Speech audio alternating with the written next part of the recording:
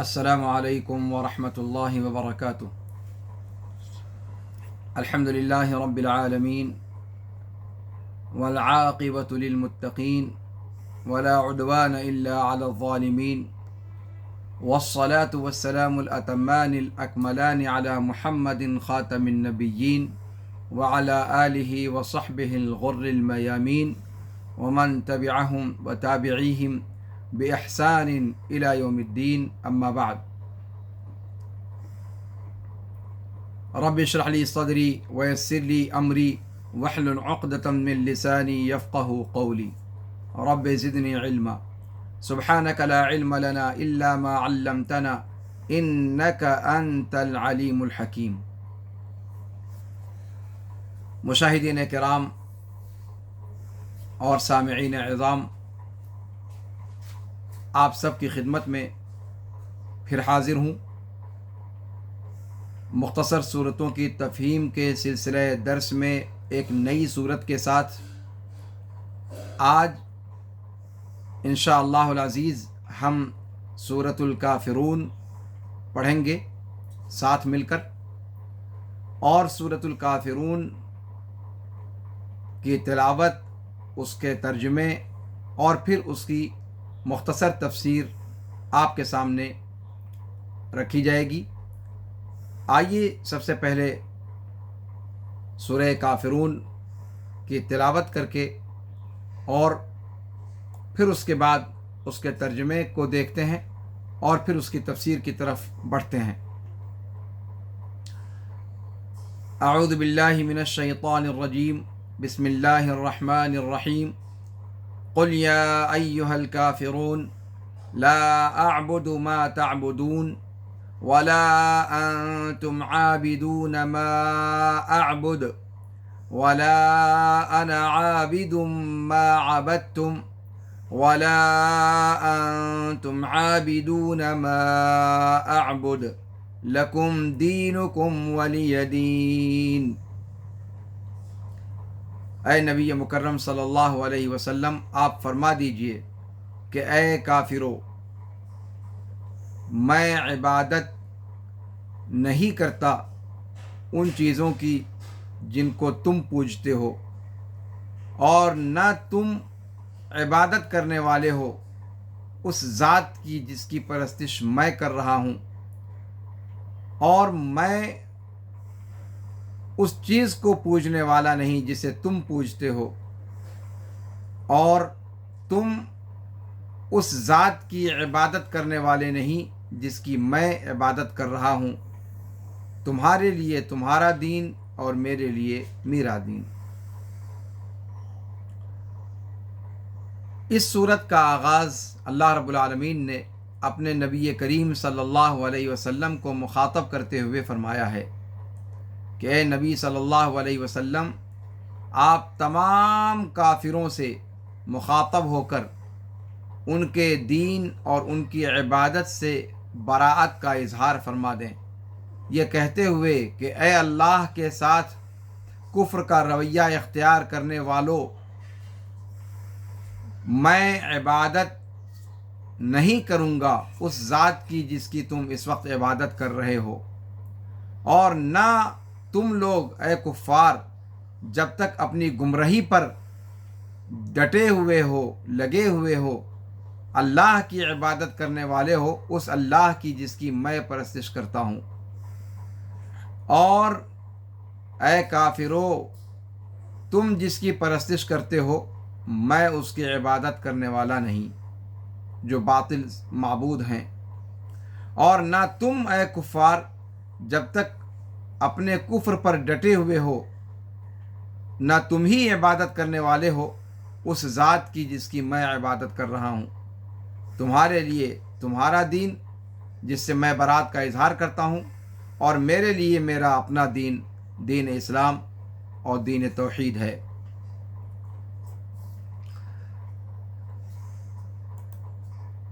یہ صورت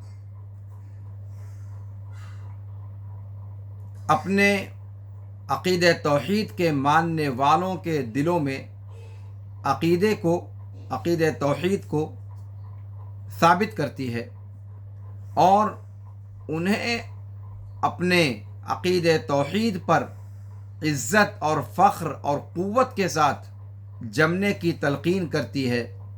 یہ صورت ایمان اور کفر کے درمیان فیصلہ کن ہے اور فیصلہ کن اعلان ہے، بغیر کسی مداہنت کے، بغیر کسی مجاملہ اور چاپلوسی کے۔ قرآن کی یہ صورت قرآن کے 1/4 کے برابر قرار دی گئی ہے۔ یہ صورت ہماری سورہ کافرون ہے۔ اس کا نام کئی ایک ذکر کیا گیا ہے۔ اسے سورہ کافرون بھی کہا گیا ہے، سورہ قل یا ایھا الکافرون بھی کہا گیا ہے۔ اسی طریقے سے اس صورت کا ایک نام ہے سورۃ المقشقشہ۔ اسی طریقے سے اس صورت کا ایک نام ہے سورۃ الاخلاص۔ اسی طریقے سے اس کا ایک نام ہے سورۃ العبادہ۔ اسی طریقے سے اس کا ایک نام ہے سورۃ الدین۔ یہ سارے نام ابن عاشور نے التحریر والتنویر میں ذکر کیے ہیں۔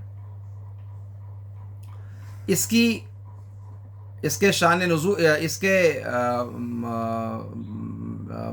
محل نزول کے تعلق سے، یہ کب نازل ہوئی، اس کے حوالے سے باتفاق علماء تفسیر یہ صورت مبارکہ مکے میں اتری ہے، یعنی ہجرت سے پہلے نازل ہوئی ہے، مکی ہے۔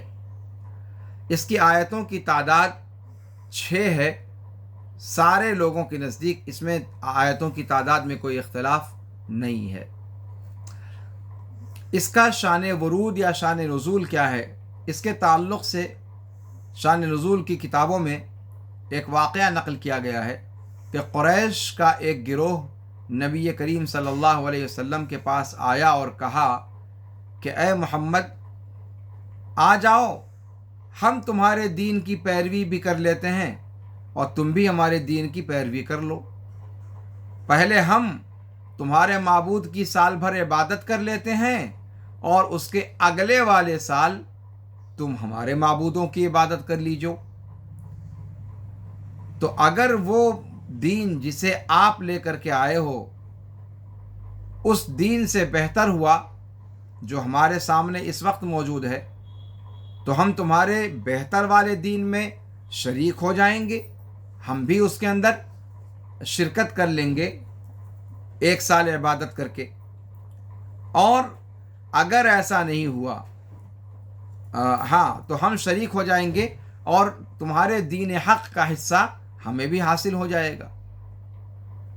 اور اگر اس کے برعکس ہوا کہ ہم جس دین کو ابھی آلریڈی پوج رہے ہیں یہی زیادہ بہتر ہے، مان رہے ہیں جس دین کو ہم، یہ زیادہ بہتر ہے، اور تم جس کو لے کر کے آئے ہو وہ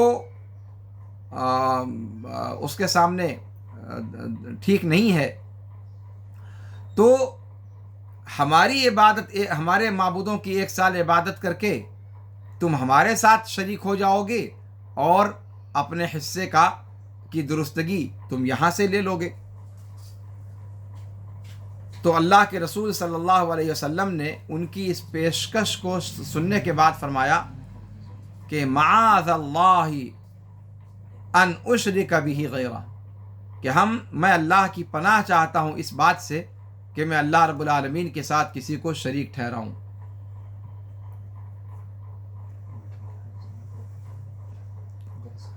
تو اللہ کے رسول صلی اللہ علیہ وسلم مسجد حرام کی طرف روانہ ہوئے، اور مسجد حرام میں اس وقت قریش کے صنادید موجود تھے، قریش کے بڑے بڑے جغادری مسجد حرام میں موجود تھے۔ وہاں پہنچ کر اللہ کے رسول صلی اللہ علیہ وسلم نے انہیں قل یا ایھا الکافرون سنایا، یہاں تک کہ پوری صورت آپ نے ان کو سنا دی۔ اور اس دن وہ لوگ اس پیشکش سے پورے طور پر مایوس ہو گئے کہ اللہ کے رسول صلی اللہ علیہ وسلم اس پیشکش پر کان دھریں گے۔ اس صورت کی فضیلت میں جو روایات آئی ہیں اور آثار آئے ہیں ان میں سے ایک یہ ہے کہ یہ صورت قرآن کے 1/4 کے برابر ہے۔ ابن عباس رضی اللہ عنہما وارضاہما سے روایت ہے، وہ کہتے ہیں کہ اللہ کے رسول صلی اللہ علیہ وسلم نے فرمایا کہ قل یا ایھا الکافرون یہ ربع قرآن کے برابر ہے، یعنی قرآن کے 1/4 کے برابر ہے۔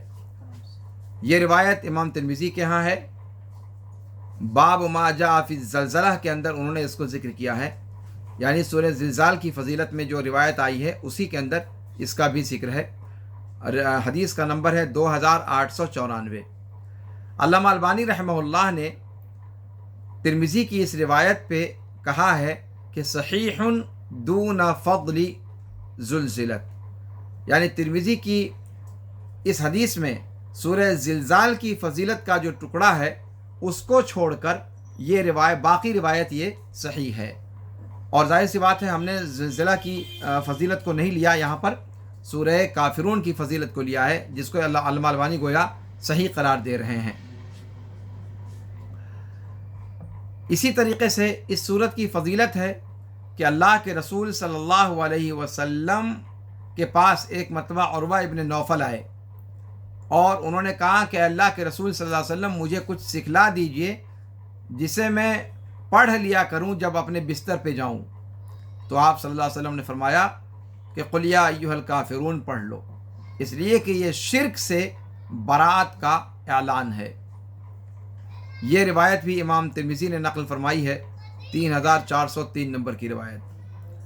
اسی طریقے سے اس کی فضیلت میں یہ ذکر کیا گیا ہے کہ آپ صلی اللہ علیہ وسلم اس سورت کو فجر کی 2 رکعتوں میں پڑھا کرتے تھے۔ ابو ہریرہ رضی اللہ تعالی عنہ وارضاہ سے روایت ہے، وہ کہتے ہیں کہ رسول اللہ صلی اللہ علیہ وسلم نے فجر کی دونوں رکعتوں میں قل یا ایھا الکافرون اور قل ھو اللہ احد پڑھا، یعنی پہلی رکعت میں قل یا ایھا الکافرون اور دوسری رکعت میں قل ھو اللہ احد۔ اسی طریقے سے اس کی فضیلت، اس صورت مبارکہ کی فضیلت یہ بھی ہے کہ آپ صلی اللہ علیہ وسلم اسے طواف کی 2 رکعتوں میں پڑھا کرتے تھے۔ حدیث والی روایت جو جابر، حج کی روایت جو حضرت جابر کی مشہور روایت ہے، اس کے اندر ہے کہ حتی اذا اتینا البیت معه استلم الرکن فرمل 3 ثم نفذ الى مقام ابراہیم علیہ السلام فقرأ واتخذوا من مقام ابراہیم مصلى فجعل المقام بينه وبين البيت فجعل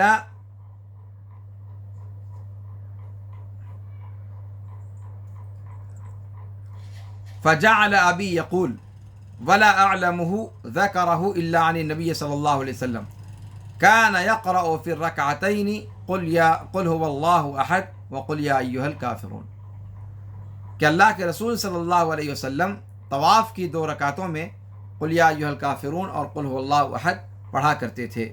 اور یہ جابر کی مشہور روایت صحیح مسلم کے اندر باب حجۃ النبی صلی اللہ علیہ وسلم کے اندر ذکر کی گئی ہے، حدیث کا نمبر ہے 1218۔ یہ سورت کی فضیلت ہو گئی سورہ کافرون کی۔ اب آئیے دیکھتے ہیں کہ سورہ کافرون کا اپنے سے پہلے جو ذکر کردہ سورت ہے اس سے اور اپنے مابعد جو سورت ہے اس سے تعلق کیا ہے۔ سورہ کافرون سے پہلے سورہ کوثر آپ کے سامنے پیش کی گئی۔ سورہ کوثر کے اندر اللہ رب العالمین نے اپنے لیے اللہ کے رسول صلی اللہ علیہ وسلم کو حکم دیا کہ اللہ کو خاص کر کے آپ اللہ کے لیے عبادت کیجیے خالص طور پر۔ سورہ کوثر میں اس کا حکم دیا گیا فصلی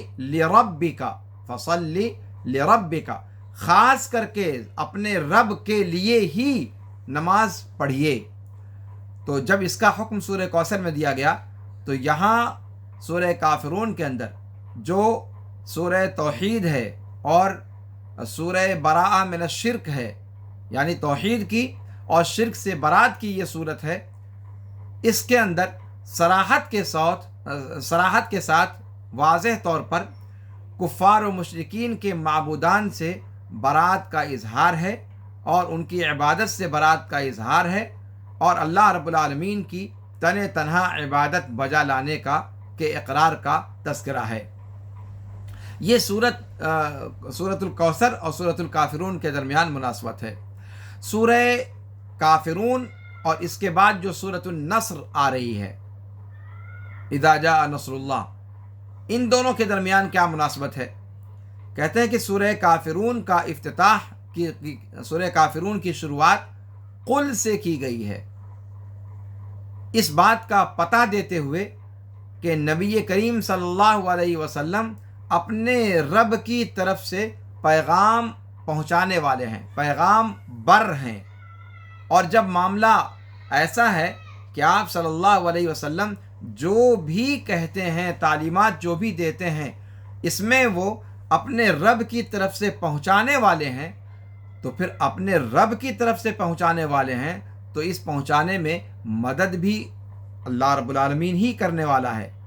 تو اس اعتبار سے سورہ نصر کے اندر اللہ کے رسول صلی اللہ علیہ وسلم کی مدد کی خوشخبری اللہ رب العالمین نے عطا فرمائی، اور یہ مناسبت ہے سورہ کافرون اور سورہ نصر کے اندر۔ اسی طریقے سے سورہ کافرون میں شرک اور مشرکین سے برات کا اظہار ہے، اور جب حق اور باطل کے درمیان ٹکراؤ یہ حتمی اور لازمی ہے، تو اس کے بعد سورۃ النصر کا آنا مناسب ہے، جس کے اندر مومنین کے لیے، اہل ایمان کے لیے اللہ رب العالمین کی تائید اور نصرت کی خوشخبری ہے اپنے دشمنوں پر، تاکہ حق اور باطل کا جو ٹکراؤ ہوگا اس میں اللہ رب العالمین اہل حق کو فتح و نصرت سے ہمکنار کرے گا، اور ان کا جو دشمن ہے وہ ہمیشہ ہزیمت اس کا مقدر ہوگی۔ گویا اس بات کی خوشخبری سورہ نصر کے اندر اللہ رب العالمین نے عطا فرمائی، انجام کار اہل حق کا ہوگا، اس بات کو سورہ نصر بتلاتی ہے۔ اس صورت کا مقصد کیا ہے؟ بنیادی طور پر اللہ رب العالمین کے لیے توحید عبادت یا توحید الوہیت کو ثابت کرنا، شرک سے برات کا اظہار، اور اسلام اور شرک کے درمیان 36 کا آنکڑا ہے، اس چیز کو بتلانا ہے۔ مکمل طور پر اسلام شرک سے بالکل ہی ایک جداگانہ، ایک الگ چیز ہے، تو دونوں کو واضح طور پر الگ الگ کر دیا گیا ہے۔ یہاں پر کوئی سیاست، کوئی مداہنت، کوئی دکھاوا نہیں چل سکتا۔ توحید اور شرک کے موضوع پر کسی بھی قسم کی کوئی مداہنت، کوئی مجاملہ نہیں۔ تو سورہ کافرون کے اندر اس مضمون کو بیان کرنے کا جو ہے تہیہ اللہ نے، گویا اس صورت کا جو مقصد ہے، جو ہدف ہے، وہ یہی ہے۔ سورہ کافرون کے اندر موضوعات جو بیان کیے گئے ہیں، پہلی آیت میں کافروں کو کفر کے وصف کے ساتھ متصف کر کے ان کو ندا لگائی گئی ہے۔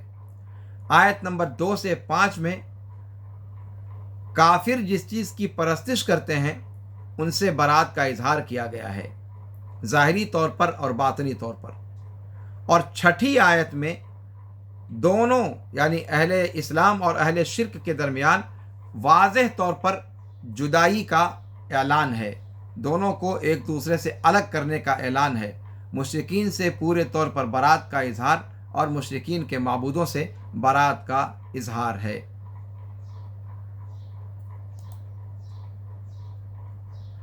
تو اللہ رب العالمین نے فرمایا قل یا ایھا الکافرون، اے محمد صلی اللہ علیہ وسلم آپ تمام کافروں سے کہہ دیجئے، تمام کافروں سے، مشرکوں سے نہیں کہا، کافروں سے۔ اس کی تفصیل ابھی آگے آپ کے سامنے بیان کروں گا۔ کہا کہ تمام کافروں سے مخاطب ہو کر کے آپ کہہ دیجئے اے محمد صلی اللہ علیہ وسلم، ان کافروں سے جو اللہ کے ساتھ کفر کرنے والے ہیں، جب تک وہ اپنے کفر پر قائم ہیں، ثابت ہیں، کہہ دیجئے کہ اے کافرو لا اعبد ما تعبدون، یعنی میں پرستش نہیں کروں گا ان معبودوں کی جن باطل معبودوں کی پرستش تم کرتے ہو، جو اپنی صفات میں ناقص ہیں، جو عبادت کے لائق نہیں ہیں، جیسا کہ اللہ رب العالمین نے سورہ زمر میں فرمایا کہ قل افغیر اللہ تأمرونی اعبد ایھا الجاہلون، کہ کیا تم مجھے حکم دیتے ہو کہ میں اللہ کے علاوہ کسی اور کی پرستش کروں؟ کیا تم مجھے حکم دیتے ہو کہ میں اللہ کو چھوڑ کر اس کے علاوہ کسی کی پرستش کروں اے جاہلو؟ تو گویا یہاں پر کافروں کو کافر کہہ کر مخاطب کیا گیا اور اس بات کا اعلان کیا گیا کہ میں تمہارے معبودان باطلہ کی پرستش نہیں کرنے والا کبھی بھی مستقبل میں۔ وَلَا أَنْتُمْ عَابِدُونَ مَا أَعْبُدُ، اس کے بعد کہا گیا جب اللہ رب العالمین نے شروعات اس مضمون سے کر دی جس مضمون سے شروعات کا استحقاق تھا، حق تھا، اور وہ کیا؟ شرک سے برات کا اعلان۔ اس لیے کہ آپ جانتے ہیں کہ ایک قاعدہ ہے اصول فقہ کا کہ درء المفاسد اولا من جلب المصالح، درء المفاسد اولا من جلب المصالح، مصلحتوں کو حاصل کرنا اس سے زیادہ ضروری ہے کہ جو مفسدہ ہے، جو برائی ہے، جو مصیبت ہے، اس کو دور کرنا، اس کو پہلے زائل کرنا، پھر اس کے بعد نفع بخش چیزوں کو حاصل کرنا۔ تو یہاں پر سب سے پہلے ضروری یہ تھا کہ انسان شرک سے اور مشرکین سے برات کا اظہار کرے۔ شرک سے برات کا اظہار یہ پہلے ضروری ہے، اور پھر توحید کا اقرار اس کے بعد کیا جائے گا۔ تو براء من الشرک، اس سے شروعات اللہ رب العالمین نے کیا۔ قل یا ایھا الکافرون لا اعبد ما تعبدون، جو تمہارے معبودان باطلہ ہیں ان کی عبادت سے میں برات کا اظہار کرتا ہوں۔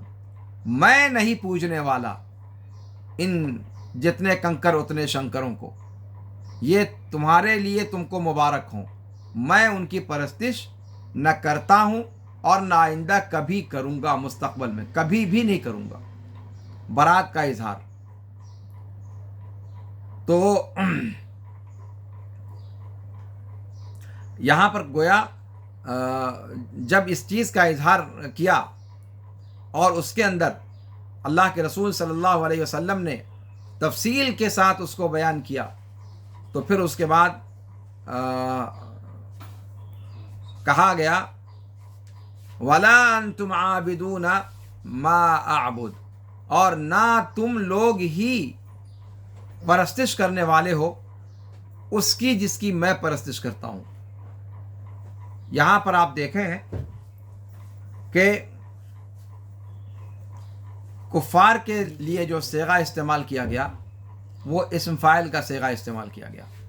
جب اللہ کے رسول صلی اللہ علیہ وسلم کے لیے صیغہ استعمال ہوا پہلے تو کہا لا اعبد ما تعبدون، لا اعبد فعل مضارع اور جس کی دلالت مستقبل میں نفی کی ہے اور حال میں تو بدرجہ اولا ہے، تو وہاں فعل استعمال کیا گیا۔ لیکن جب ان کی بات آئی تو اگلی آیت میں کیا کہا؟ لا اعبد ما تعبدون، اس کے بعد کہا ولا انتم عابدون ما اعبد، جملہ اسمیہ استعمال کیا گیا یہ بتلانے کے لیے کہ اے مشرکین، تم سمجھتے ہو کہ تم بھی اللہ کو پوجتے ہو، لیکن تم اللہ کو نہیں پوجتے ہو، تم اللہ رب العالمین کی عبادت نہیں کرتے، تم اس کی عبادت نہیں کرتے جس کی عبادت میں کرتا ہوں۔ جبکہ مشرکین کا معاملہ کیا تھا کہ وہ اللہ کی عبادت کرتے تھے، قرآن کے اندر اس کا تذکرہ ملتا ہے کہ وہ اللہ کی عبادت کرتے تھے، لیکن مسئلہ کیا تھا کہ اللہ کے ساتھ ساتھ اوروں کو بھی عبادت میں شریک کرتے تھے، اوروں کی عبادت بھی کیا کرتے تھے۔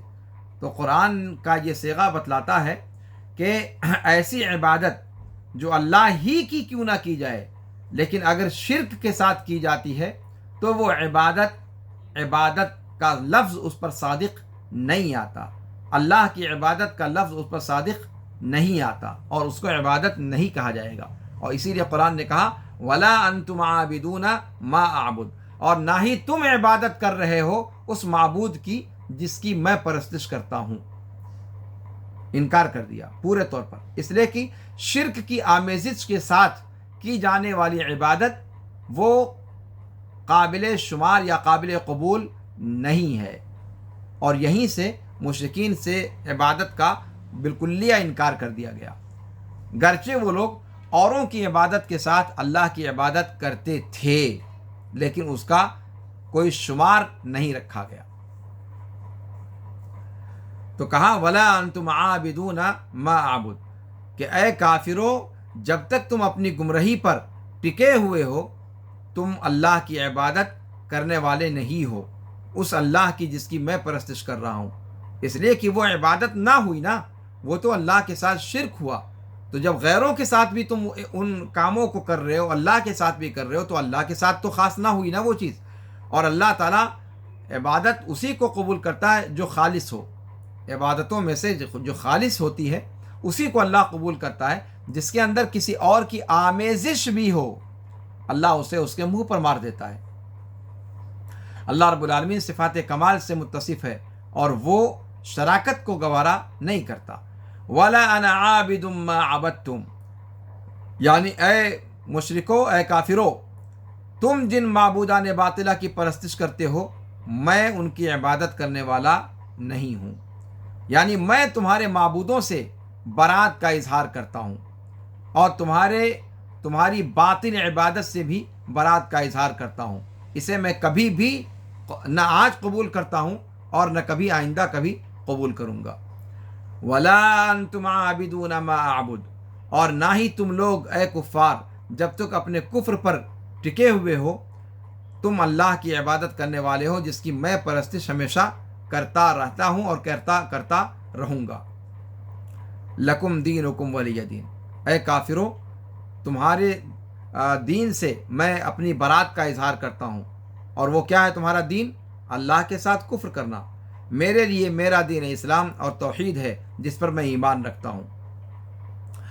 یہ ایسے ہی ہے جیسے اللہ رب العالمین نے سورہ یونس آیت نمبر 41 میں فرمایا کہ وَإِن كَذَّبُوكَ فَقُل لِّي عَمَلِي وَلَكُمْ عَمَلُكُمْ أَنْتُمْ بَرِيئُونَ مِمَّا أَعْمَلُ وَأَنَا بَرِيءٌ مِمَّا تَعْمَلُونَ، کہ اگر تم لوگ وَإِن كَذَّبُوكَ، اگر وہ لوگ آپ کو جھٹلاتے ہیں تو اے نبی آپ صلی اللہ علیہ وسلم آپ ان سے کہہ دیجئے کہ میرا عمل میرے لیے ہے، تمہارا عمل تمہارے لیے ہے، تم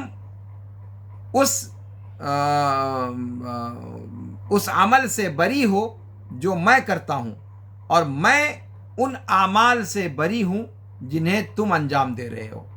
وہی بات یہاں پر کہی گئی ہے لکم دینکم ولی دین۔ اسی طرح اللہ رب العالمین نے فرمایا سورہ اسراء آیت نمبر 84 میں کہ قل کل یعمل علی شاکلتہ فربکم اعلم بمن هو اہدی سبیلا، اے نبی صلی اللہ علیہ وسلم آپ کہہ دیجئے کہ ہر شخص اپنے مطابق عمل کرتا ہے، تمہارا رب زیادہ جانتا ہے کہ ان میں کون زیادہ ہدایت یافتہ ہے راستے کے اعتبار سے۔ اسی طرح سے اللہ رب العالمین نے فرمایا سورہ شورى آیت نمبر 15 میں کہ وَلَا تَتَّبِعْ أَهْوَاءَهُمْ وَقُلْ آمَنْتُ بِمَا أَنزَلَ اللَّهُ مِنْ كِتَابٍ وَأُمِرْتُ لِأَعْدِلَ بَيْنَكُمْ اللَّهُ رَبُّنَا وَرَبُّكُمْ لَنَا أَعْمَالُنَا وَلَكُمْ أَعْمَالُكُمْ لَا حُجَّةَ بَيْنَنَا وَبَيْنَكُمْ اللَّهُ يَجْمَعُ بَيْنَنَا وَإِلَيْهِ الْمَصِيرُ، کہ اے نبی صلی اللہ علیہ وسلم آپ ان کفار و مشرکین کی خواہشات نفس کی پیروی نہ کریں اور آپ اعلان کر دیں کہ میں اس ذات پر ایمان لایا اس اللہ پر ایمان لایا جس نے کتاب نازل کی ہے، اور مجھے حکم دیا گیا ہے کہ میں تمہارے درمیان عدل و انصاف سے کام لوں۔ اللہ ہی ہمارا اور تمہارا رب ہے، ہمارا عمل ہمارے لیے، تمہارا عمل تمہارے لیے، ہمارا عمل ہمارے لیے اور تمہارا عمل تمہارے لیے، ہمارے درمیان کوئی تکرار نہیں۔ اللہ ہمارے درمیان اکٹھا کرے گا اور اسی کی طرف لوٹ کر جانا ہے۔ اس میں اللہ رب العالمین نے شروع صورت میں فرمایا ہے قل یا ایھا الکافرون لا اعبد ما تعبدون ولا انتم عابدون ما اعبد ولا انا عابد ما عبدتم ولا انتم عابدون ما اعبد۔ اس صورت مبارکہ میں مسلمانوں کے لیے، اہل توحید کے لیے، اہل اسلام کے لیے ایک واضح منہج اصلاح کا بتلا دیا گیا ہے، اور وہ یہ ہے کہ کوئی بھی کلمہ گو، کوئی بھی اہل توحید، کوئی بھی مسلم اپنے دین کے معاملے میں بیچ بیچ کے راستے کو اختیار نہیں کر سکتا۔ بیچ بیچ کے راستے کو تم بھی خوش ہم بھی خوش، یہ سیاسی جو آپ حلول دیکھتے ہیں معاملات کے، وہ سیاسی حلول دین اور عقیدے کے معاملے میں قبول نہیں کیے جا سکتے۔ یہ دین سیاست نہیں ہے کہ آپ کسی چیز سے سرنڈر کر لیں، یہ آپ کے باپ کا دین نہیں ہے، یہ اللہ کا دین ہے، اور اللہ کا دین اور اللہ کی شریعت یہ بیچ بیچ کے راستے کو نہیں مانتی، یا آر یا پار، یا پھر توحید، اور اگر توحید نہیں تو پھر شرک، بیچ کا کوئی راستہ نہیں، تو درمیانی حل اس کے اندر کوئی نہیں۔ مشرکین اگر بیچ کا حل قبول کرنا ہوتا تو اللہ کے رسول صلی اللہ علیہ وسلم نے مشرکین کا حل قبول نہ کر لیا ہوتا۔ مشرکین نے کیا کہا تھا؟ یہی تو کہا تھا کہ اے نبی صلی اللہ علیہ وسلم، اے محمد، ایسا کرتے ہیں اپنے بیچ کی لڑائی کو ختم کر لیتے ہیں، نہ رہے بات تمہاری نہ رہے بات ہماری، اور ہم سرنڈر بھی کر رہے ہیں۔ دیکھیے آپ، انہوں نے کیا کہا تھا کہ ہم سرنڈر بھی کر رہے ہیں، چلو پہلے ہم ہی تمہاری بات کو مان لیتے ہیں، پہلے ہم ہی تمہاری بات کو مان لیتے ہیں۔ تو اس سال تم جس اللہ کی طرف بلا رہے ہو، اس اللہ کی عبادت ہم ہی پہلے کر لیتے ہیں، چلو کوئی نہیں، سال بھر تم جس دین کو لے کر کے آئے ہو نا، ہم سارے اسی کو مان لیتے ہیں۔ ہاں البتہ اگلے والے سال میں ذرا تم بھی سرنڈر کر دینا، تم جس مذہب کی دعوت دیتے ہو، جس توحید کے عالم بردار ہو، اس سے سال بھر کے لیے تم سرنڈر کر لینا، اور ہم جن کی پرستش کرتے ہیں تم بھی ان کی پرستش کر لینا، تم بھی سال بھر کے لیے ان کے سامنے سر جھکا لینا۔ اس میں ہوگا یہ کہ اگر تم درستگی پر ہو تو ہم تمہارے ساتھ عبادت میں شامل ہو کر کے ہم درستگی میں سے اتنا حصہ پا جائیں گے، اور اگر ایسا نہ ہوا تو کم سے کم تم بھی بد دین تو نہیں رہو گے۔ ایک سال تم ہمارے دین کے مطابق عبادت کر کے اگر ہمارا دین صحیح ہوا تو ہمارے والے خیر میں تم بھی شریک ہو جاؤ گے، محروم نہ تم رہو گے نہ ہم رہیں گے، لہذا بیچ بیچ کا راستہ نکال لو۔ یہی تو پیشکش کی گئی تھی۔ اگر دین میں اور عقیدے میں سمجھوتا کیا جا سکتا تھا تو اللہ کے رسول صلی اللہ علیہ وسلم کے سامنے یہ پیشکش آئی تھی، اس پیشکش میں کیا برائی تھی؟ بغیر خون کا ایک قطرہ بہائے ہوئے، بغیر کوئی لڑائی جھگڑا کیے ہوئے، بغیر کوئی گالی گلوچ کیے ہوئے، بغیر باپ کو بیٹے کے خلاف، بیٹے کو باپ کے خلاف، اور رشتوں اور نعتوں کے میں جو دراڑیں پڑیں ان کے بغیر، یہ تو بڑا آسان سا حل تھا بھائی۔ اللہ کے رسول صلی اللہ علیہ وسلم قبول کر لیتے کہ چلو ٹھیک ہے صاحب، آ جاؤ، سال بھر کے لیے تم مسلمان ہو جاؤ، اور اگلے سال تھوڑے سا ہم بھی شریک ہو جائیں گے۔ آج آپ دیکھیں بہت سارے غیر مسلموں کی طرف سے یہ بات آتی ہے نا کہ صاحب ہمارے یہاں تو کوئی مسئلہ نہیں ہے۔ بھائی ان کے یہاں مسئلہ ہو بھی کیا سکتا ہے جب جتنے کنکر اتنے شنکر؟ تو اگر ان کے یہاں جتنے کنکر اتنے شنکر ہیں تو ان میں ایک کنکر اگر بڑھ بھی گیا تو ان کی صحت پہ کیا اثر پڑے گا؟ ارے متاثر تو ہم ہوں گے نا، جو ہم کہتے ہیں کہ صاحب ایک کے علاوہ کوئی اور نہیں۔ وہ جب کہتے ہیں کہ کروڑوں، تو کروڑوں میں تو ظاہر سی بات ہے ایک اور بڑھ جائے، 10 اور بڑھ جائے، 20 اور بڑھ جائے، کوئی مسئلہ نہیں، ان کی صحت پہ تو کوئی اثر نہیں پڑے گا۔ لیکن اس میں یک طرفہ نقصان کس کا ہے؟ جو کہتا ہے کہ صاحب صرف ایک معبود ہے اور کوئی قابل عبادت نہیں، وہ بھلا ان کی بات کو کیسے مان سکتا ہے؟ وہ اگر ہماری بات کو مان لیں تو ان کا کوئی نقصان نہیں ہوگا، لیکن اگر ہم ان کی بات کو مان لیں تو ہمارا تو بیڑا غرق ہو گیا نا۔ سمجھ رہے ہیں میری بات کو؟ تو آج بھی ایک یہ چیز کہی جاتی ہے غیروں کی طرف سے کہ صاحب ہم تو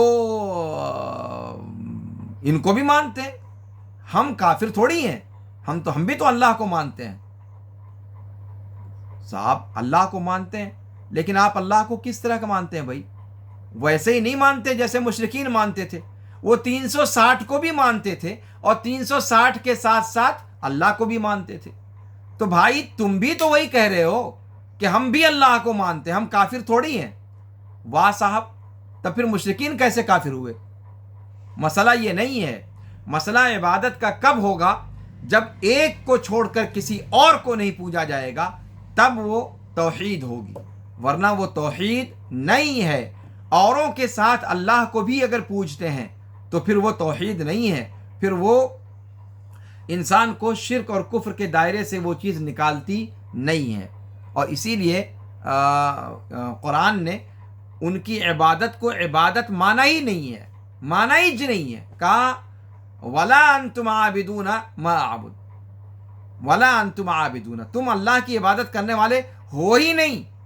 حالانکہ وہ اللہ کی عبادت بھی کرتے تھے، لیکن مسئلہ ہے کہ اللہ کی عبادت ہی کرنا ہے، اور وہ کرتے تھے کیا؟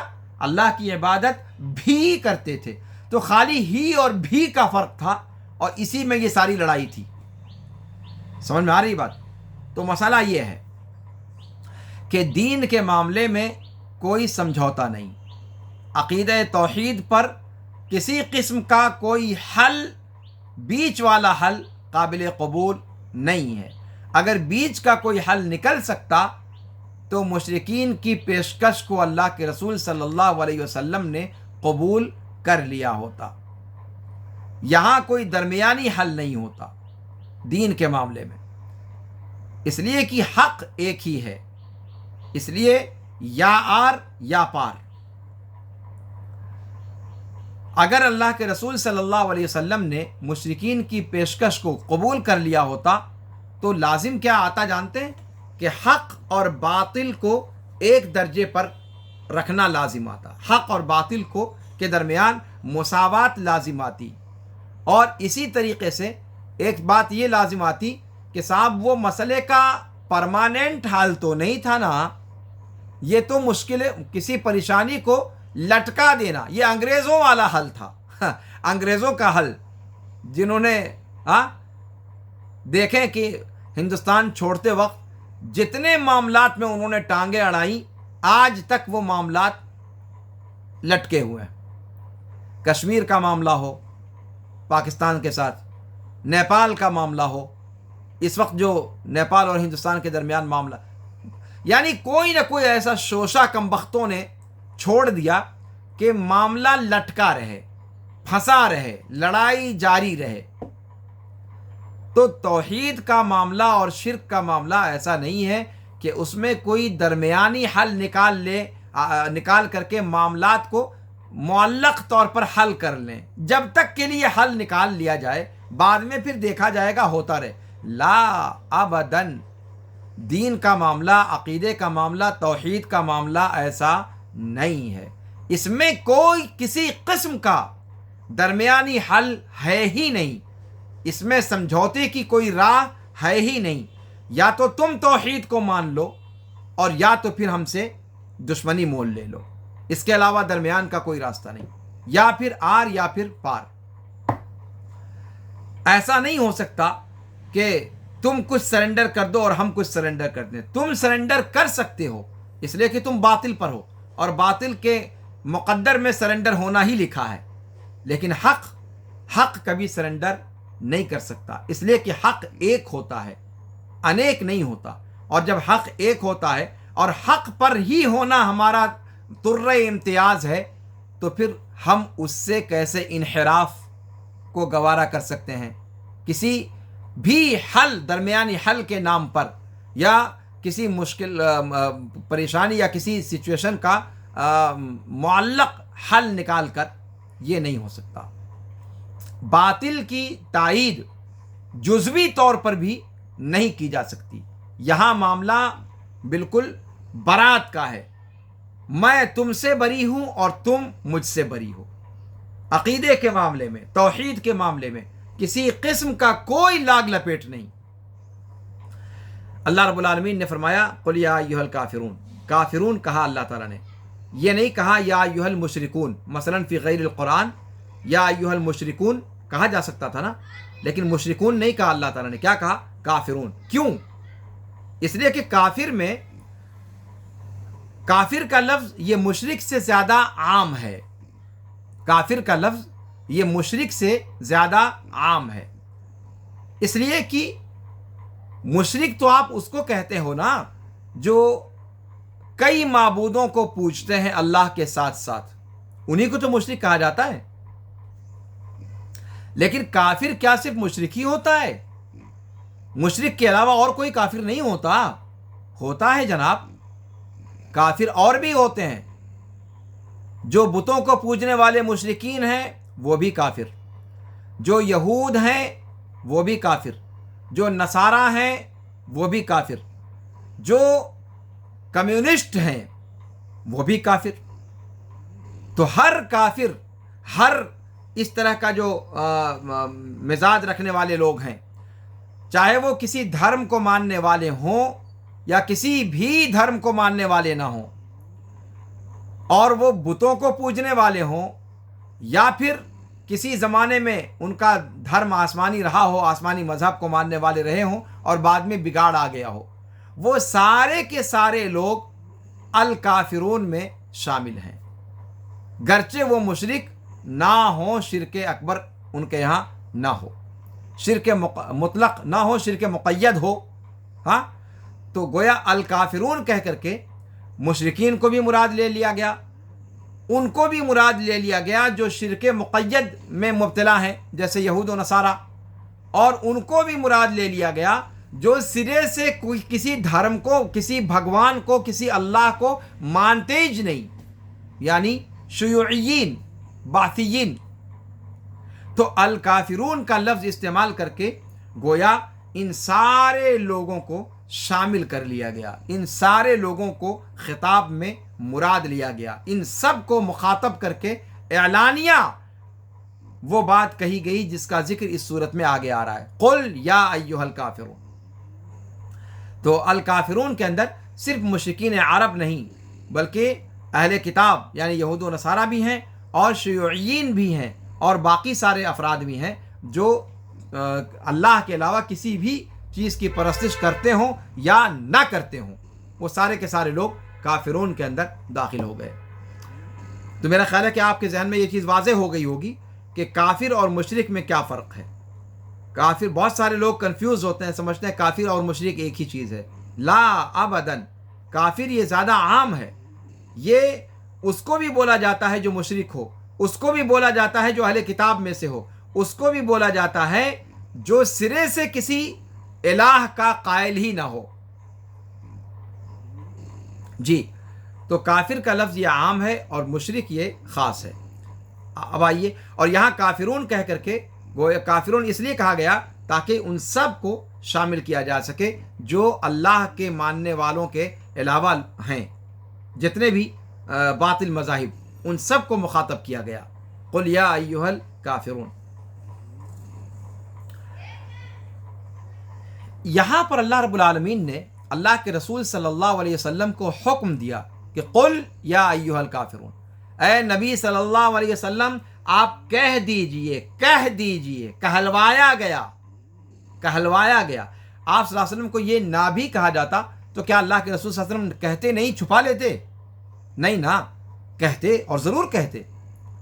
اصل میں قرآن کے اندر 5 صورتیں ایسی ہیں جن کا آغاز کہنے کے حکم سے ہوا ہے، یعنی 5 صورتیں ایسی ہیں کہ جن میں اللہ کے رسول صلی اللہ علیہ وسلم کو مخاطب کر کے کہا گیا کہ اے نبی صلی اللہ علیہ وسلم آپ اس کو پہنچائیے، اس کو کہیے۔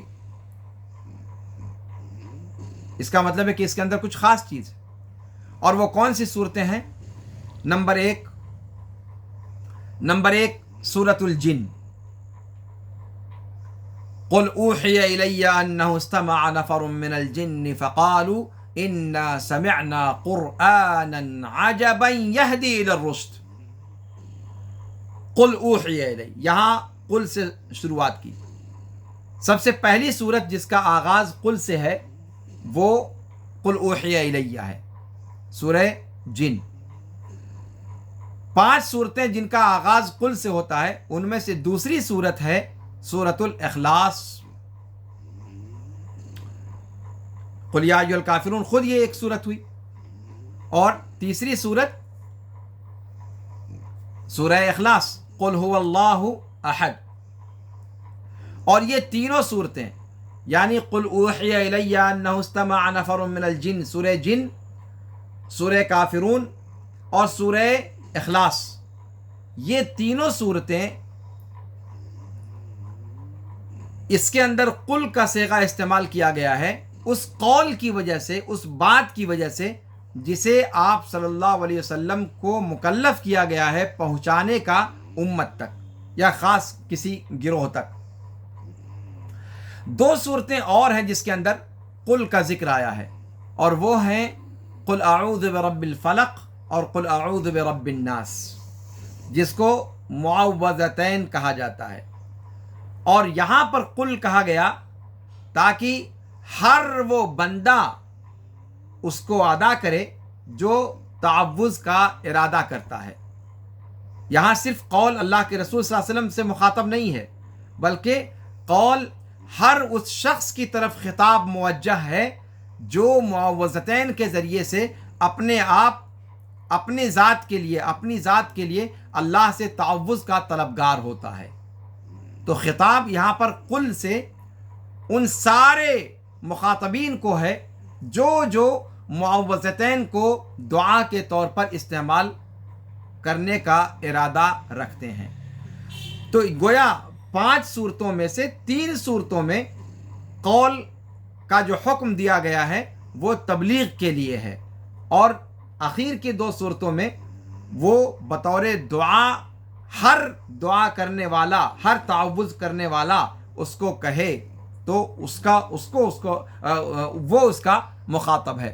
گویا اس اعتبار سے 5 جگہوں پر قل کے ذریعے سے سورت کا آغاز قرآن کے اندر کیا گیا ہے۔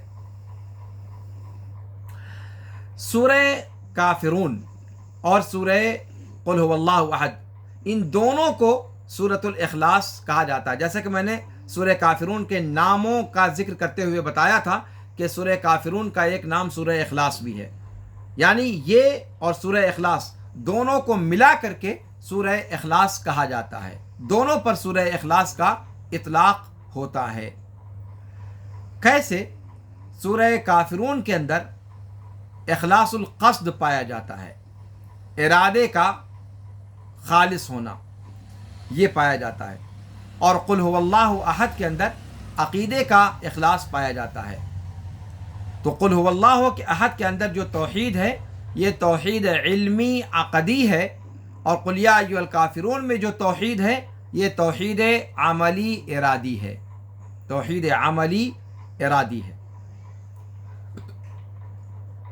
تو آپ دیکھیں اس طریقے سے کہ قل یا ایھا الکافرون اور قل هو اللہ احد یہ دونوں صورتیں اخلاص پر مبنی ہیں، توحید کے ایک پہلو کو قل یا ایھا الکافرون بیان کرتی ہے، اور توحید کے دوسرے پہلو کو سورہ اخلاص بیان کرتی ہے، قل هو اللہ احد۔ تو اس اعتبار سے ان دونوں صورتوں کو ملا کر سورۃ الاخلاص کہا جاتا ہے۔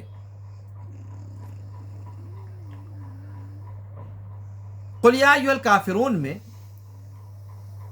اللہ رب العالمین نے مخاطب کیا ہے کافر کہہ کر کے، اور کافر یہ دنیا کا سب سے بدترین اور سب سے گھناؤنا لفظ ہے، اس لیے کہ یہ اللہ رب العالمین کی مخلوقات میں سے سب سے بدتر مخلوق کی صفت ہے، چاہے پھر یہ کفر مطلق ہو، چاہے وہ پھر کفر مقید ہو، کفر مطلق ہو یا کفر مقید ہو، اس کی تفصیل اپنی جگہ پر، لیکن کافر کا جو لفظ ہے یہ سب سے اللہ کی مخلوقات میں سے سب سے زیادہ سڑا ہوا، سب سے زیادہ گھناؤنا اور سب سے زیادہ گھٹیا وصف ہے کہ انسان خود اپنے پیدا کرنے والے کا انکاری ہو۔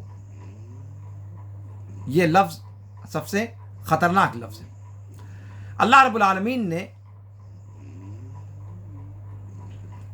قرآن کی اس صورت کے شروع میں کافرون کہہ کر کے مخاطب کیا، یا ایھا المشرکون نہیں کہا، اس لیے کہ ہر کافر کو یہ صورت شامل ہو، جیسا کہ میں نے آپ کے سامنے بتلایا، خواہ وہ شرک کو ظاہر کرنے والا ہو یا پھر اصحاب تعطیل میں سے ہو کہ شرک کو ظاہر نہیں کرتا لیکن توحید کے نام پر تعطیل کا ارتکاب کرتا ہے۔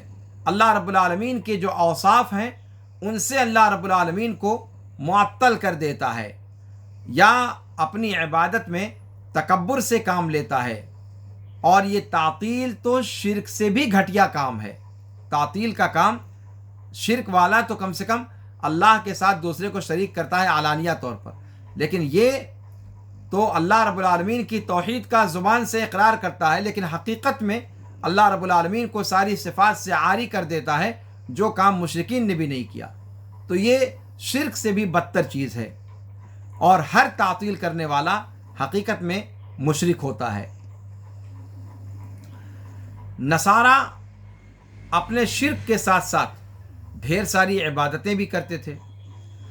دنیا میں سب سے کم عبادت کرنے والی اگر قوم ہے تو وہ یہود ہے، جو اللہ کی عبادت سے بہت دور ہیں، لیکن بسا اوقات جانکاری کے معاملے میں، علم کے معاملے میں وہ بہت سی ایسی چیزیں جانتے ہیں جو نصارہ نہیں جانتے، لیکن عبادت کے بغیر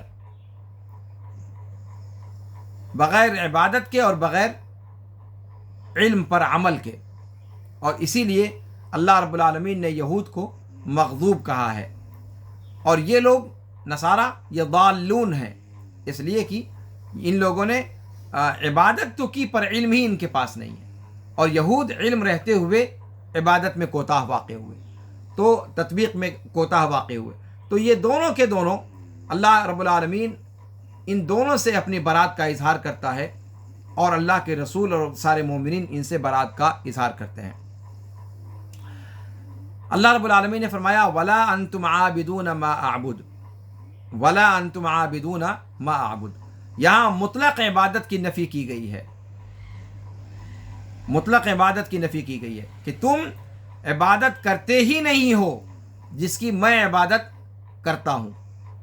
جبکہ اب کوئی کہہ سکتا ہے کہ یہ تو غلط بات کہی قرآن نے، اس لیے کہ مشرکین اللہ کی عبادت تو کرتے تھے، بھلے اوروں کے ساتھ کرتے تھے پر کرتے تو تھے نا، تو اللہ کے رسول صلی اللہ علیہ وسلم کو یہ کیوں کہلوایا جا رہا ہے وَلَا أَنْتُمْ عَابِدُونَ، تم کرتے ہی نہیں ہو عبادت؟ تو یہ تو ایک طریقے سے کہہ لیجئے کہ صاحب مشرکین جھٹلا سکتے تھے اس بات کو، لیکن مسئلہ کیا ہے؟ مسئلہ یہ ہے کہ صاحب غیروں کے ساتھ اگر اللہ کو پوجا، اللہ کی عبادت کی، تو وہ عبادت ہے ہی نہیں۔ وہ عبادت مقیدہ یا عبادت مطلقہ، ان دونوں کو اس میں شامل رکھا گیا ہے۔ جب مشرکین اللہ کے ساتھ اوروں کی بھی عبادت کرتے تھے تو گویا وہ اللہ کی عبادت مشرکانہ مفہوم میں کرتے تھے، لہذا اللہ کی وہ عبادت شمار نہیں کی جائے گی۔ اور وہ معطل جو اللہ رب العالمین وہ کسی کی عبادت کرتا ہی نہیں ہے، وہ اور زیادہ اس سے برا ہے۔ تو عبادت مطلقہ معتدلہ یہی مقبول ہے، مشرکین کی عبادت یہ قابل قبول نہیں ہے، اسی لیے یہاں پر ان کی عبادت کی نفی کی گئی ہے۔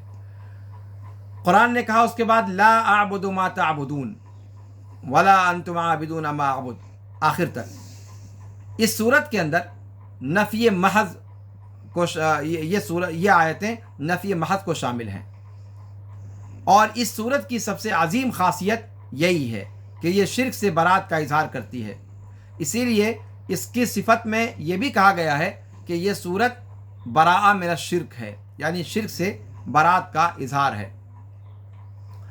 تو اس کا جو اساسی مقصد ہے وہ موحدین اور مشرکین کو الگ الگ کر دینا ہے، اسی لیے دونوں جانب میں نفی کا تذکرہ آیا ہے، تاکہ وہ برات جس کا ارادہ کیا جاتا ہے وہ تحقیقی طور پر ثابت کر دی جائے۔ گرچہ ایک کو کہنے سے دوسرا اپنے آپ اس کے اندر شامل ہو جاتا، لیکن الگ الگ دونوں کو کہا گیا تاکہ مکمل صراحت کے ساتھ دونوں جانب یا دونوں پہلو اپنی برات کا اظہار کر کے سپریٹ ہو جائیں، الگ الگ ہو جائیں، یہ کھچڑی نہ بنے۔ دونوں کا معاملہ الگ الگ ہے، عقیدے کے معاملے میں دونوں کے تھاٹس الگ الگ ہیں، دونوں کی تھنکنگ الگ الگ ہے، دونوں کا منہج فکر الگ الگ ہے، لہذا دونوں بالکل دودھ کا دودھ اور پانی کا پانی الگ جیسے ہوتا ہے ویسے ان کو مکمل علیحدہ ہونا ضروری ہے۔ تو برات کا اظہار، کافر مسلمانوں سے برات کا اظہار کرتے ہیں اور مسلمان کافر سے برات کا اظہار کرتے ہیں، گویا دونوں طرف سے برات اس کے اندر صراحت کے ساتھ ذکر کر دی گئی ہے۔ یعنی تم لوگ اللہ کی عبادت سے بری ہو اے مشرکو، اور میں تمہارے معبودوں کی عبادت سے بری ہوں۔ اور پہلے برات کا اظہار کر کے پھر اللہ کی عبادت کو شامل کیا گیا۔ اللہ کی عبادت کو تو ذکر کیا نا اس کے اندر، لا اعبد ما تعبدون پہلے اللہ کے رسول صلی اللہ علیہ وسلم نے کہا، اس کے بعد کہا ولا انتم عابدون ما اعبد، ما اعبد کے اندر اس بات ہے اللہ رب العالمین کی عبادت کا، تو اس بات اور نفی دونوں ہے، لیکن پہلے نفی ہے، اور یہ اس طریقے پر چلتے ہوئے کہ پہلے برات ہے اس کے بعد اس بات ہے، پہلے نفی ہے پھر اس کے بعد اس بات ہے۔ لا الہ الا اللہ کے اندر بھی تو یہی ہے نا، پہلے سارے معبودان باطلہ کا انکار، ان کی نفی کھلم کھلا، بغیر کسی چاپلوسی کے، بغیر کسی لاگ لپیٹ کے، کھلم کھلا، لا الہ، کوئی معبود نہیں، فلاں ڈھکان علان کچھ نہیں، کوئی نہیں، کائنات کا کوئی معبود نہیں ہے، پوری کائنات میں کوئی معبود ہے ہی نہیں، مکمل انکار۔ اور اس کے بعد پھر الا اللہ، ایک اللہ رب العالمین کی عبادت کا اس بات، تو نفی اور اس بات مل کر کے کلمہ بنتا ہے، کلمہ توحید۔ کلمہ توحید صرف اللہ کی عبادت کو نہیں کہا جاتا جب تک کہ براء من الشرک نہ ہو۔ دیکھیں نا ہمارے باپ ابراہیم علیہ السلام کیا کہا تھا انہوں نے کہ اننی براء مما تعبدون، سب سے پہلے انہوں نے کہا کہ اے میری قوم کے لوگوں، تم جن کو پوجتے ہو نا، ان سب سے میں برات کا اظہار کرتا ہوں۔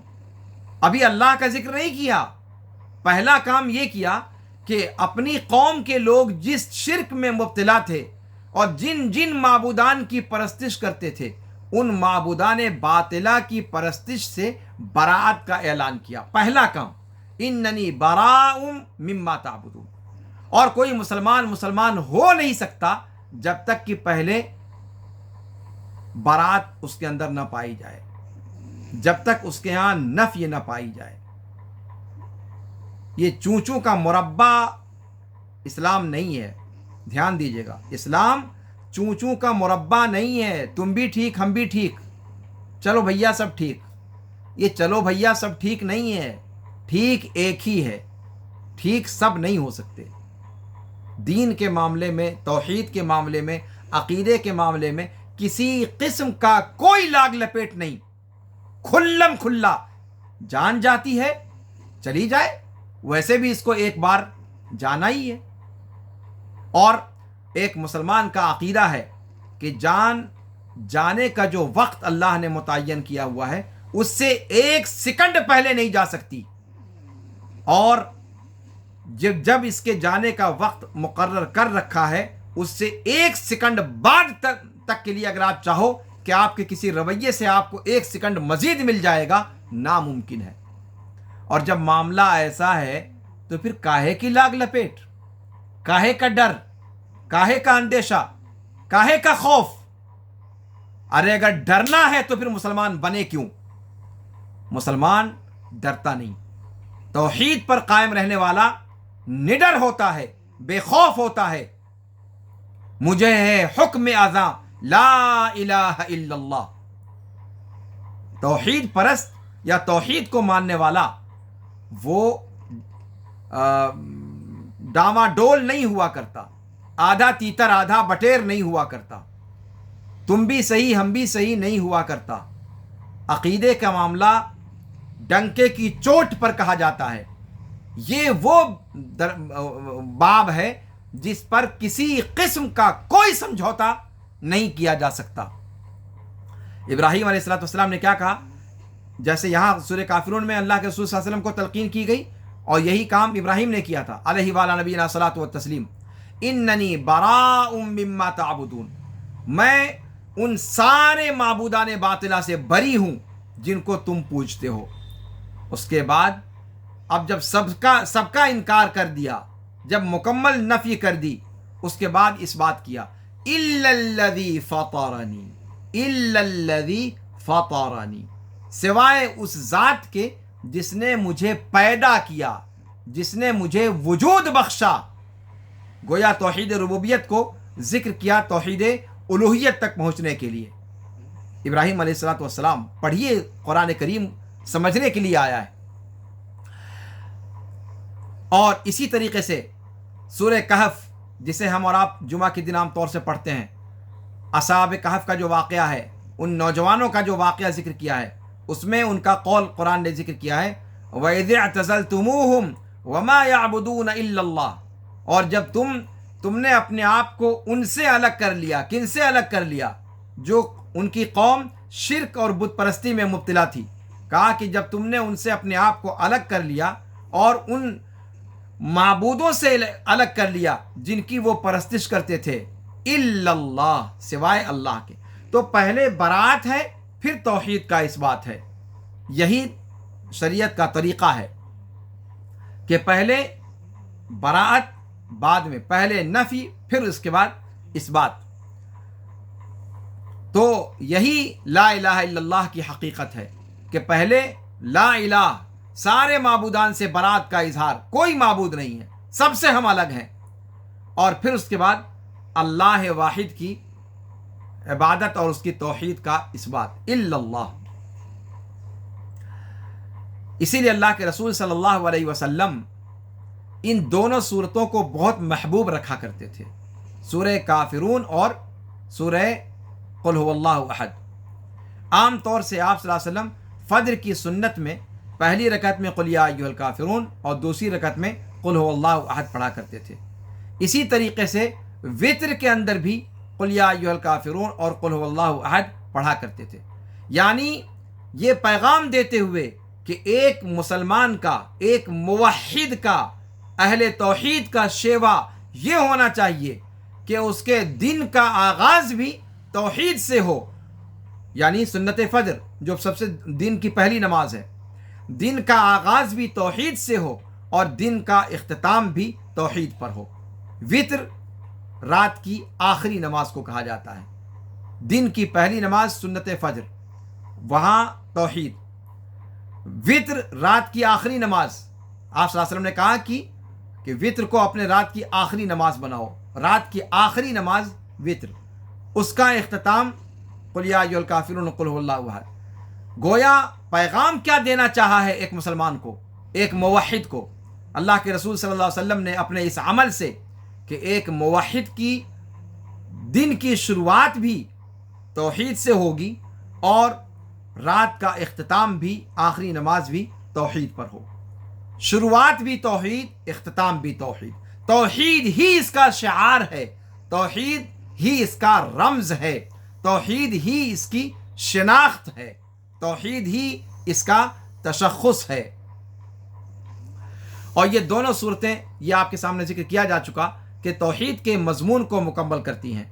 एक तौहीद इल्मी है और एक तौहीद अमली है। एक तौहीद इल्मी है और एक तौहीद अमली है।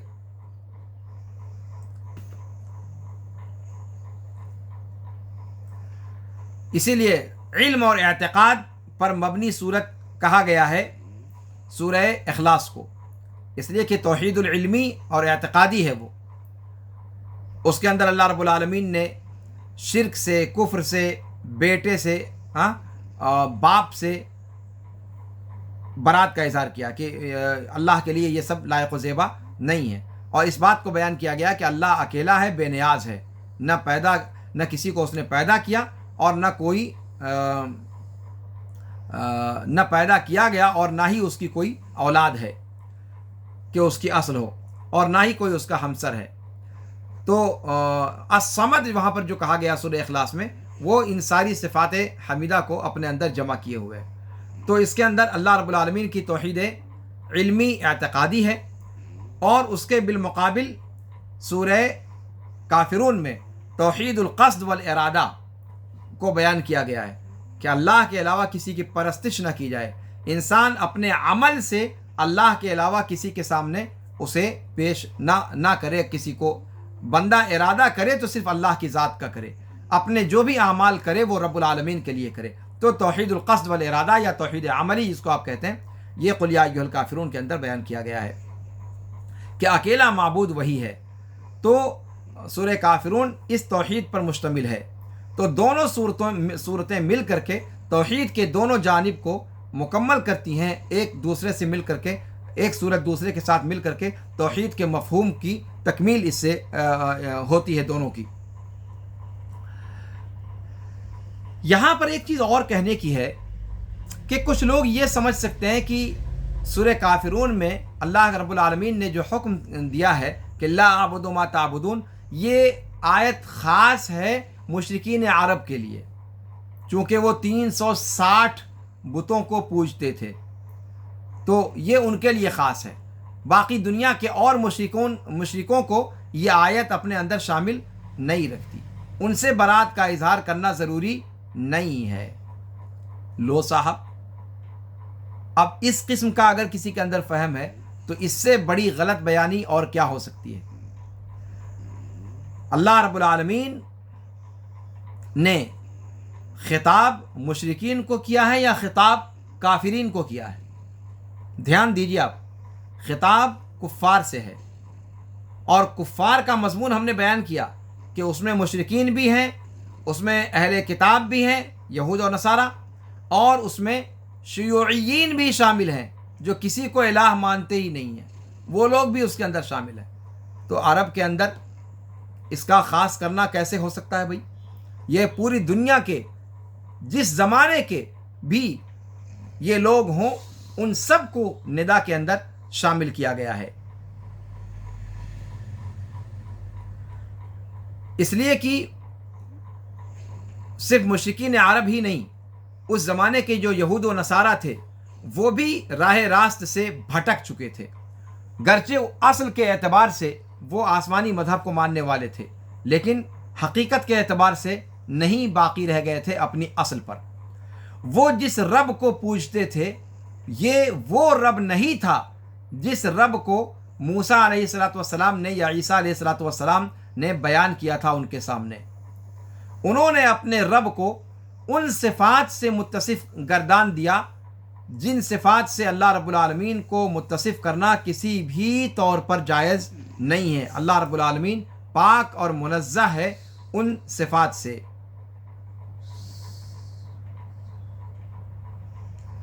تو اس اعتبار سے وہ سارے کے سارے لوگ اس آیت کریمہ کے مخاطب ہیں. تو یہود و نصارہ بھی، مشرکین عرب بھی، اور وہ لوگ بھی جو سرے سے کسی معبود ہی کو نہیں مانتے، شیوعیین میں سے ہیں، کمیونسٹوں میں سے ہیں جو کسی بھگوان کو نہیں مانتے، جو کسی معبود کو نہیں مانتے، ان سب کو یہ آیت کریمہ خطاب کرتی ہے.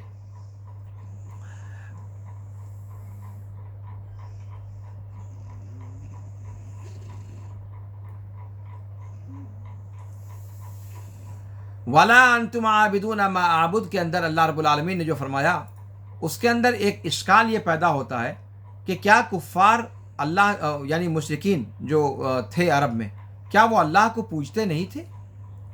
اللہ تعالیٰ نے ان کی عبادت کا انکار کیسے کر دیا؟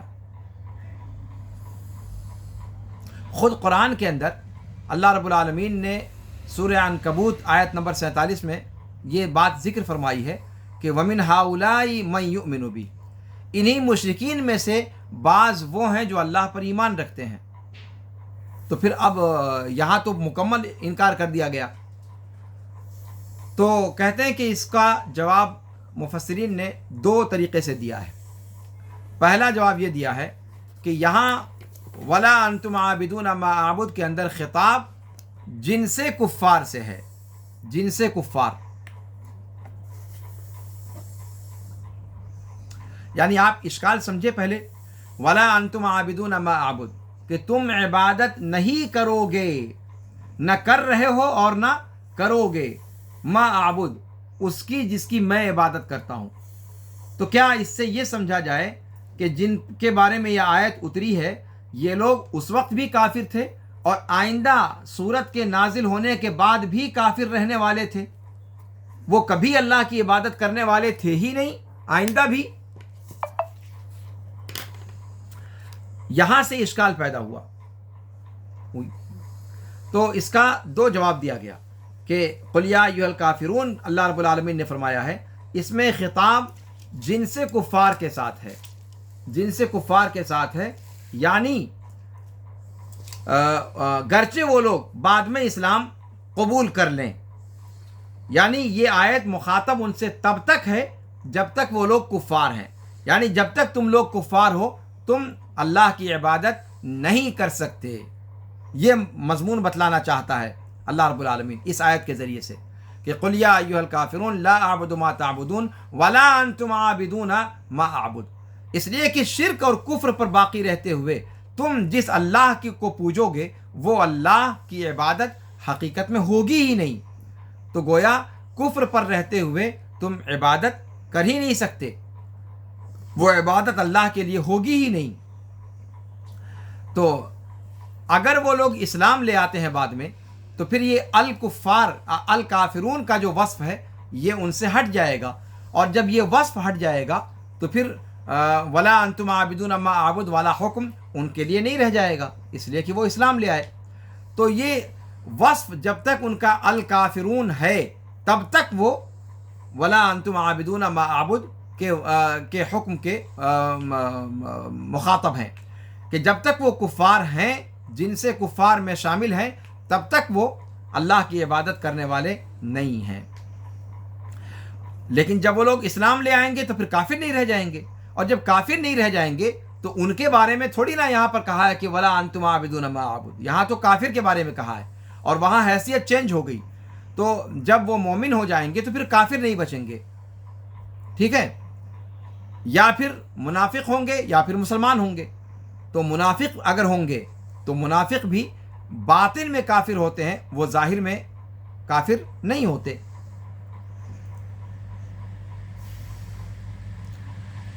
اور آیت کریمہ اپنی اصل کے اعتبار سے منافقین کو بھی شامل ہوگی، اس لیے کہ وہ باطن میں کافر ہوتے ہیں۔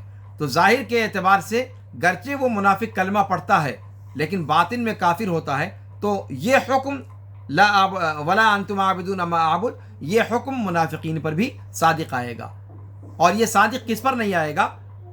وہ لوگ جو ایمان میں داخل ہو جائیں اور منافقین میں سے نہ ہوں، تو پھر ولا انتم عابدون ما اعبد ان کے اوپر صادق نہیں آئے گا، پھر ان کی عبادت قابل قبول ہوگی۔ ایک جواب یہ ہوا۔ دوسرا جواب یہ دیا گیا ہے کہ یہ آیت عام مخصوص ہے، عام مخصوص ہے، یعنی قل یا ایھا الکافرون لا ولا انتم عابدون ما اعبد جو کہا گیا، کافرون کا خطاب کیا گیا، اور بعد میں آنے والی آیت میں ولا انتم عابدون ما اعبد کہا گیا، اس سے سارے کفار مراد نہیں ہیں بلکہ ان میں سے خاص لوگ مراد ہیں، ان میں سے جو سب سے بڑے بڑے بدبخت تھے، جن کی طرف اللہ رب العالمین نے سورہ یونس آیت نمبر 96 میں اشارہ کیا ہے کہ ان الذین حقت علیہم کلمۃ ربک لا یؤمنون، یقیناً وہ لوگ جن پر تمہارے رب کی بات واجب ہو چکی ہے وہ ایمان نہیں لانے والے۔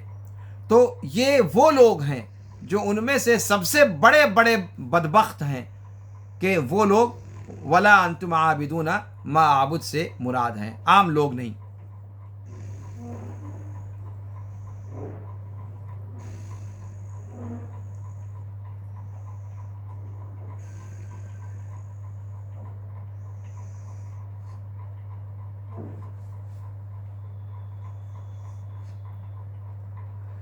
اللہ رب العالمین نے اس صورت کی شروعات قل سے کی ہے تاکہ اس بات کی اہمیت کو بتلایا جائے کہ قول کے بعد جو بات کہی جا رہی ہے وہ کس قدر اہم ہے اور لوگوں تک اس کا پہنچانا خاص طور پر کتنا زیادہ اہمیت کا حامل ہے، ورنہ پورے کا پورا قرآن سارے لوگوں کے لیے ہے، لیکن وہ وحی کا حصہ جس میں خاص طور سے اللہ کے رسول صلی اللہ علیہ وسلم کو پہنچانے کا حکم دیتے ہوئے کہا گیا ہے قل، اس کی اہمیت بقیہ آیات کے مقابلے میں کہیں زیادہ اہم ہے۔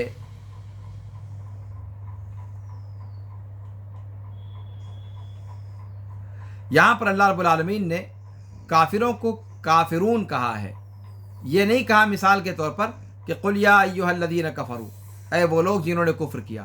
الکافرون یہ اسم ہے، اسم فاعل، یعنی یہ بتلانے کے لیے کہ خطاب ان سے کیا جا رہا ہے کہ کفر جن کی سرشت میں داخل ہے، دوام کے طور پر مستقل طور پر کفر جن کا عنوان بن چکا ہے، جن کا لیبل لگ چکا ہے اور وہ اسی شناخت کے ذریعے سے پہچانے جا رہے ہیں، تو کفر ان سے کسی ہنگامی طور پر سرزد نہیں ہوا، بلکہ وہ پرماننٹ طور پر ان کے اندر پایا جانے والا وصف ہے۔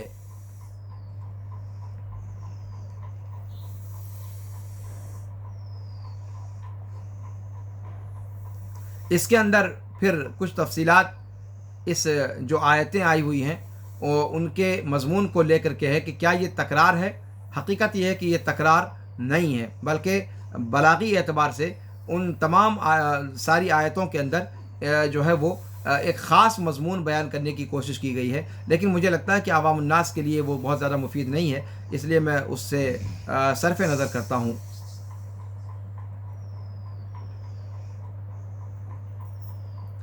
یہاں ایک چیز اور ہے کہ اللہ کے رسول صلی اللہ علیہ وسلم کی عبادت کا جب ذکر آیا تو اللہ تعالیٰ نے یہ نہیں کہا کہ ولا انتم عابدون ما عبدت، مثال کے طور پر فی غیر القرآن، کہ قرآن کے علاوہ میں کہ ولا انتم عابدون ما عبدت، کہ اے کفار تم عبادت کرنے والے نہیں ہو اس ذات کی جس کی میں نے پرستش کی۔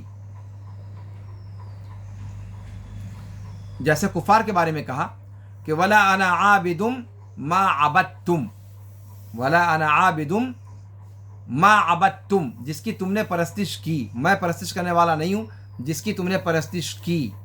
عبدتم ماضی کا صیغہ، اللہ کے رسول صلی اللہ علیہ وسلم نے اپنے لیے، اللہ رب العالمین نے اللہ کے رسول صلی اللہ علیہ وسلم کے لیے عبد تو مثال کے طور پر نہیں کہا بلکہ اعبد کہا۔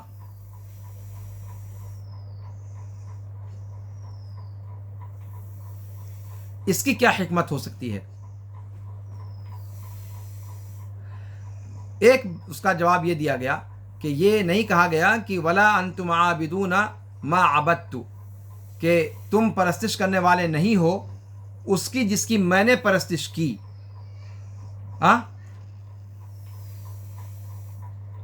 مشرکین کی طرف سے یہ کہا جا سکتا تھا اگر عبدتو کہا جاتا کہ اے محمد تم نے جس کی پرستش کی حالت شرک میں نبی ہونے سے پہلے، ہم بھی تو اسی کی عبادت کرتے ہیں، ہم عبادت کرتے ہیں اسی کی جس کی تم عبادت کر چکے ہو ماضی کے اندر۔ ٹھیک ہے، ایک بات کہی جا سکتی تھی،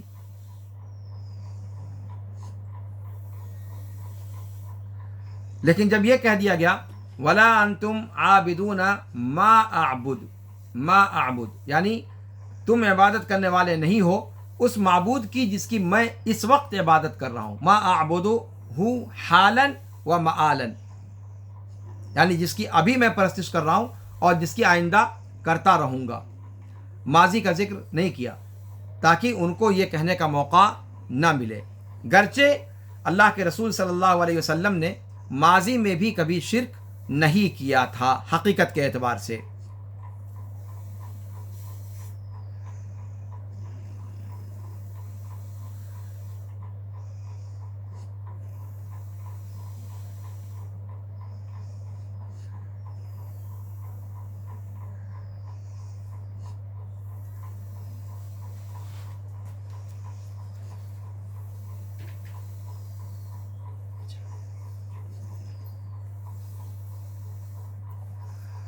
اور یہ مضمون میں چاہتا ہوں کہ پھر دوبارہ تھوڑا سا آپ کے سامنے ذکر کروں کہ مشرکین کی عبادت کو اللہ رب العالمین نے شمار نہیں کیا، اور اسی لیے کہا ولا انتم عابدون ما اعبد، کہلوایا رسول پاک صلی اللہ علیہ وسلم سے۔ اور اس کے اندر یہ سبق ملتا ہے کہ اللہ کی عبادت گرچہ کی جائے، لیکن اس حال میں اگر کی جاتی ہے کہ عبادت کے کاموں کو اللہ کے علاوہ کسی اور کے لیے بھی انجام دیا جاتا ہے تو پھر وہ عبادت ہے ہی نہیں۔ اس لیے بہت سے عبداللہ عبد الرحمن جو درگاہوں پر سجدہ ریز ہوتے ہیں، جو مزاروں پر جا کر نظریں چڑھاتے ہیں، جو فلاں اور فلاں پیر و فقیر کے نام پر دیگیں چڑھاتے ہیں، اور جو غیر اللہ کے نام پر قربانی کرتے ہیں، چاہے وہ غیر اللہ کوئی پیر ہو، کوئی فقیر ہو، کوئی درگاہ ہو، کوئی مزار ہو، کچھ بھی ہو، تو آپ خود فیصلہ کر لیجئے کہ ان کی عبادت گرچہ وہ اللہ کی عبادت ہے، اس سے انکار نہیں ہے، لیکن جب عبادت کے کام کو اللہ کے علاوہ کے لیے بھی آپ کرتے ہیں تو پھر آپ کی اللہ کے لیے کی جانے والی عبادت قرآن کی نص سے وہ عبادت ہے ہی نہیں۔ ولا انتم عابدون ما اعبد، یہاں پر مفسرین نے کھل کر کے اس نقطے کو بیان کیا ہے کہ عبادت اللہ کی تب تک نہیں شمار کی جائے گی جب تک خالص کر کے اللہ کے لیے انجام نہ دی جائے۔ وَتَبَتَّلْ إِلَيْهِ تَبْتِيلًا، اللہ تعالیٰ نے رسول پاک صلی اللہ علیہ وسلم کو حکم دیا ہے، سورہ مزمل میں کہا وَتَبَتَّلْ إِلَيْهِ تَبْتِيلًا، یہ آدھا تیتر آدھا بٹیر نہیں چلے گا۔ عبادت کے کچھ کاموں کو اللہ کے لیے اور مصیبت میں پکاریں عبد القادر جیلانی کو، عبد القادر جیلانی اغثنی، یا علی اغثنی، اور مراد لیں علی ابن ابی طالب کو، تو عبادت کے کچھ کام اللہ کے لیے کرو اور کچھ کام عبادت کے غیر اللہ کے لیے پھیر دو، چاہے پھر وہ صحابی ہو، چاہے پھر وہ پیر ہو، چاہے پھر وہ فقیر ہو، چاہے پھر وہ نبی ہو، چاہے پھر وہ رسول ہو، چاہے پھر وہ درگاہ ہو، چاہے پھر وہ مزار ہو، جس شکل میں بھی ہو، اگر عبادت کی کچھ افعال کو غیر اللہ کی طرف پھیرا جا رہا ہے تو اللہ کے لیے کی جانے والی عبادت وہ عبادت ہوگی ہی نہیں۔ ولا انتم عابدون ما اعبد، اس مضمون کو ہمیں سمجھنے کی ضرورت ہے۔